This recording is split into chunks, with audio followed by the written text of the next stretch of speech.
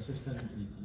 And for that, I will first invite Paul-Henri Matin. So Paul-Henri has a master's degree from the École des Mines in Saint-Étienne and is currently technical leader at exterior lighting for Volvo cars. With a long experience, and on top of that, he's a chairman of the GTB working group installation. So Paul-Henri is on stage, and he will speak about exterior lighting function for better understanding about their use. Floor is yours. Thank you, Christophe. So, just before you were dreaming about OLED technology, bending and so on, and now it is reality. Sorry for my presentation. And I am more relaxed also aujourd'hui, so I have sneakers, French brand. I will try to do this presentation. So first, as an introduction about this topic, I wanted to talk about climate change. Everybody is aware of these problems, and then it seems that we have to reduce the CO2 consumption for everybody, and not only for automotive industry. And if we check automotive industry, so I put one graphic on the slide, but what we see is that we have to reduce drastically the power consumption of the car. And you can see, for example, one roadmap. I don't know if it is the official roadmap from the European Commission, but you can see that before 2015 and 2030, we have to reduce by 2 the power consumption. And we know also that internal combustion engine will be banned in Europe. I think it is 2035 now. And also, all the industry has a willingness to be carbon neutral. And I think I've seen a lot of presentation yesterday from Stellantis. They say they will be carbon neutral in some decades, something like this. But all the companies, they say the same sort of things. So also as introduction, when we talk about CO2 emission, we have always 4 steps or 4 items in the life cycle of the vehicle. So the first, it is the material production. Then it is the refining, so how we produce the component, how we produce the car. After you have the usage of the car, and then you have the end-of-life treatment. In Volvo, we have a roadmap, which is a roadmap for 2040, and it is roadmap, so you can see if you select the annual report, it is not only annual report, now it is annual and sustainability report for the years, and you can see that we want to be climate neutral in 2040. And also we want to be in circular business in 2040. And if you go to the mid-decade target in 2025, also there is a willingness to reduce the emission in tailpipe by 50%, also to reduce 25% the supply chain emission, and to reduce 25% operational emission. So this was at the car maker's level. So this was not only for automotive lighting. And to be able to reach this target, so we have seen that in 3 years we have reduced only by 10% this emission, and then we have to produce more PHEV vehicles, we have to produce more battery electrical vehicles, and also we have to work all on power consumption reduction. In 3 years we have done minus 10%, so now we have 4 years to do minus 40% if we want to reach the target. So it is not easy. And then today my presentation will be focused on automotive lighting, because I am automotive lighting engineers, and our roadmap to do that. And I will focus especially on the use phase of these 4 items. And I will try to explain you the power consumption, my understanding, and how we would like to reduce. So first, when we talk about power consumption, it was quite easy 20 years ago, because we have only light source with bulbs. And for each bulb, we have one data sheet. I put an example on the right, with the P21 bulb. And it was regulated in UNEC regulation, regulation 37, so it was written the specification, and it was 25 watt. Very clear. And then you know what is the consumption of your lighting function. And also, we have some documentation in the European Commission, so I put the link also, it is the document about eco-innovation. And then it is written that for each lighting function, you can see on the picture, low beam, it was written 137 watt, high beam, 150 watt, and so on for each lighting function. So then it was quite easy to know what was the power consumption of your halogen car. Also, they have defined a usage factor for each function. I have not all the background and the justification of all this usage, but it was also defined. So you see that, for example, you use 33% of the time in low beam, 3% of the time in high beam, and so on and so on. You have also the link if you want to see all the details. And then if you want to calculate the power consumption of the curve, it was quite easy. So you have two scenarios. Indeed, you have the first scenario, which is the scenario when you do the CO2 emission. So it is a WLTP cycle. You have also the link of this regulation. And then it is quite easy because it is daytime. So you have the daytime running lamp which is on. You have the stop lamp which is defined 25% of the usage. And you have the rear position lamp included in the cycle if you propose it as a mandatory function on your car. But it was not mandatory. And then with the datasheet of the bulb we have seen, you have a power consumption in WLTP for lighting 69 watts. Very easy.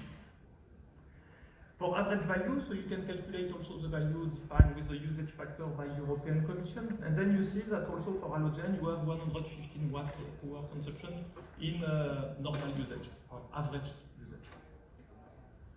Then if you go to LEDs, it is more complex because you can do what you want. You have a full flexibility for each lighting function. You have no standard light source with LEDs.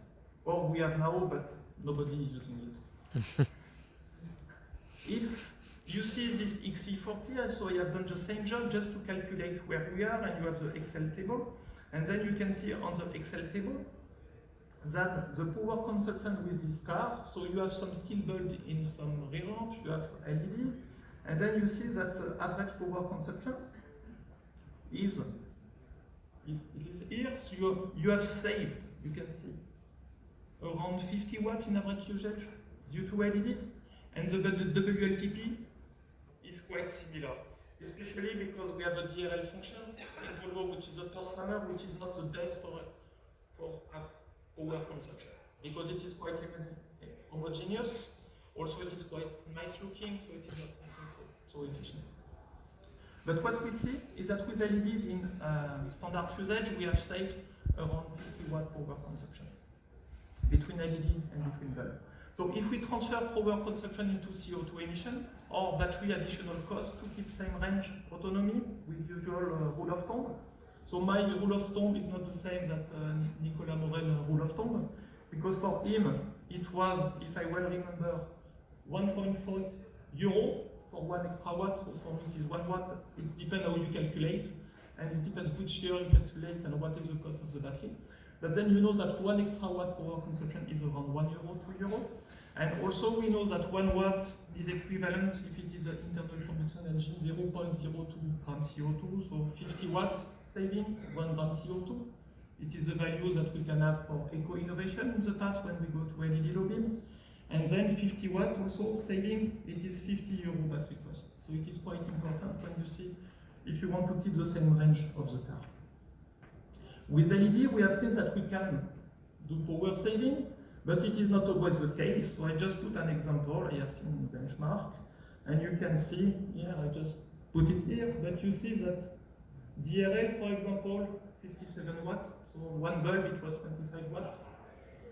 It can be more than a bulb. So it depends on what you do with the DRL function, but with the new possibilities with technology, we can do something sometimes not really efficient. So we have to be careful and we have to keep it in mind.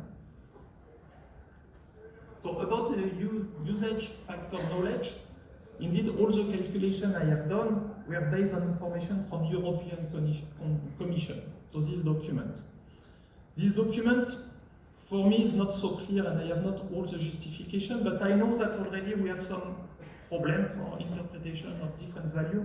Because, for example, for the stop function, so in the technical guideline to calculate eco-innovation, it was written that in any DC cycle, the usage of the lamp, of the stop lamp was 15%, but it was written that in a real condition, it was 11%, and I know that now in WLTP condition, it is 25%. So what is a good value? I don't really know.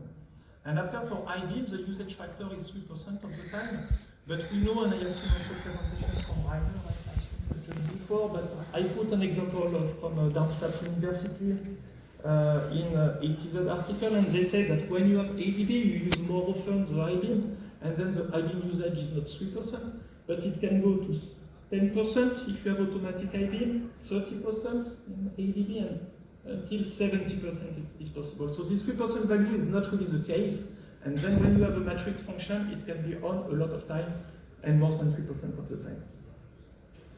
Also, I have some questions sometimes, and I receive a lot of questions from my team, because they said, why is it written that for turn indicator you have 15% of the usage, whereas the cornering is only 7%. But to activate the cornering, it is written in regulation that when you activate turn indicator, you activate the cornering. So it is a bit strange because it should be similar value or more, because it is also activated by steering wheel. But I don't know. And also for the rear position lamp, it is written 36% of the time, whereas some OEM have the rear position lamp all the time. So it should be 100%. So this value is not so clear for me. And then in Volvo, we said it could be good perhaps to investigate what is the real usage of the function. Also, in Volvo, you can see a picture of the stalk. So, and the light functions the driver can activate. I think all my competitors, you have similar things. And then you have different positions. You have the zero position lamp, low beam, auto, and ADB, or automatic I-beam activation. And then what are the habits of the driver? Do they use this talk? Frankly speaking, I don't know. I know my habits, but then you can go in zero position, and then you have in Volvo the daytime running lamp by day, but you have no rear position lamp. If you go to position lamp, you have the position lamp. If you go to low beam, you have the low beam by day, if you want. If you go to auto, so you have the DRL by day with the rear position lamp by day, and then you have the low beam by night. If you go to automatic I-beam, then you activate automatic I-beam. And you have a button for fog lamp, you have the turn indicator. And the question was also, do we see differences between US, China, and Europe about lamp activation?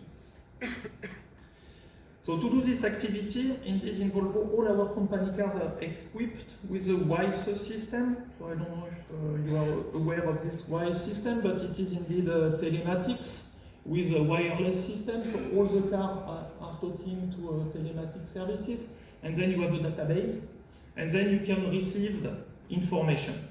So this is a Google slide, it is not a Volvo slide, this one, but it was just to explain, because I see some people take some pictures. And then with this information, you can receive every day the information about the usage of the function. So it is not only for lighting function, it is for everything. And then you can collect the database and you can do some analysis. And then for the moment in Volvo, we have around 4,000 cars in Sweden equipped with this system. We have 100 in Belgium, 100 in USA, and 100 in China.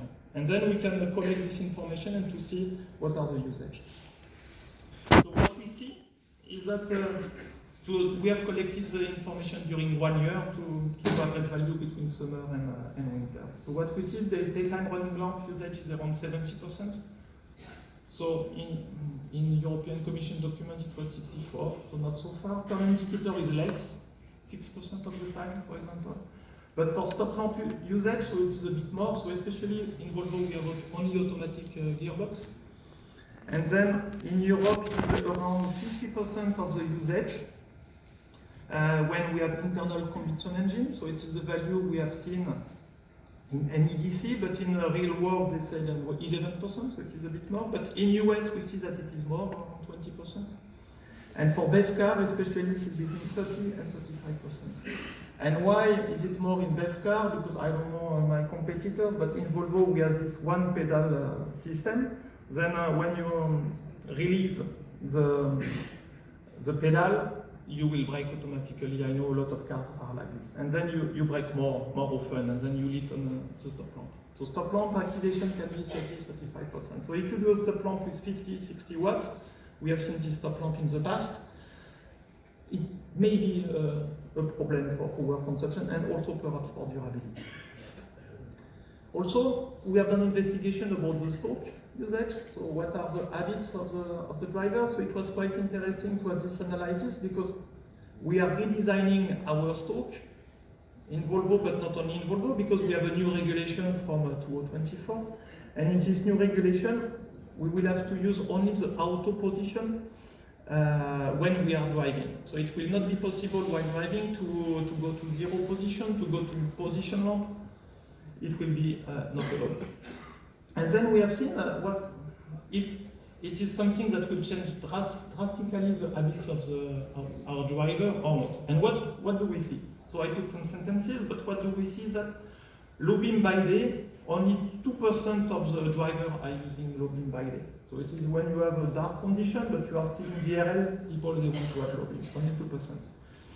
Low beam by night, 5% of the usage switch on the low beam by night. So I don't know, perhaps it is my grandmother, she's not aware that it is automatic, so she puts the low beam on. But perhaps the low beam system, or automatic system is not so good, but 5% of the drivers, they use the low beam by night. In Europe, 0.5% of the users are using the stalk in zero position. So with zero position, you have no rear position by day in Volvo, only 0.5%. So everybody is using auto position. Perhaps they are not aware of the zero position, or perhaps they want to have the nice rear signature of the car. I don't know. But in US, you see that more people are using the stalk in zero position, especially in parking condition, because they have some usage, they go to cinema sometime outside and they deactivate the low beam and they go to zero position when they are parked. But for the remaining time, we see that auto position is used around 95% of the time in USA and 98% of the time in Europe. So I think the proposal from UNEC is quite good, because you can see that 98% of the people, they use auto mode. So why don't we have only auto mode at the end? For the position light position, I have no data. Nobody is using this position light activation. But I said that in Germany, this parking lamp is something that you are using. In Sweden, nobody is using parking lamp. In France, nobody is using. When you park your car to go to shopping, you put a hazard warning lamp, so no parking lamp. So perhaps that's why this position light is not really used, but in some countries it can be used. But I don't know. So just this study, it is a preliminary study, because you have not seen any data about I-beam activation, because I-beam activation with matrix or pixel, it is more complex to analyze, because it is the signal are quite complex, but it is ongoing. But it shows the first result about Volvo analysis thanks to the car data usage with this WISE system. And these results can help car makers to know better the average power consumption of the car, and especially exterior lighting, and then to optimize the usage. And also it may help to clarify some aspects on the emission profile, like a maximum and minimum temperature. Do we use top lamp at 85 degrees in the tropical forest, as mentioned by Roledworks? You can know, because you have temperature sensor, you have also temperature outside, you can have all the information you want, and you can do analysis.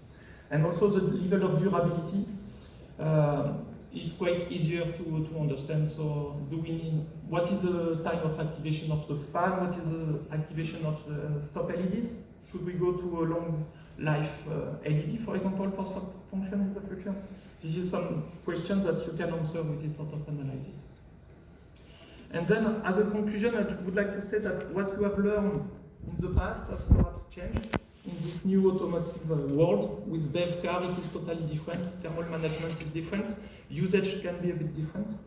Also, first you need to know, and then you have to have a new knowledge about the usage of the car now, and then you can act, you may act if you want to change your specification and to change your calculation. And then also I want to mention that the data collection and data analysis is the future, and we have to use it more and more. We have some new data scientists to be able to analyze this data, but it is the key for the future. Thank you.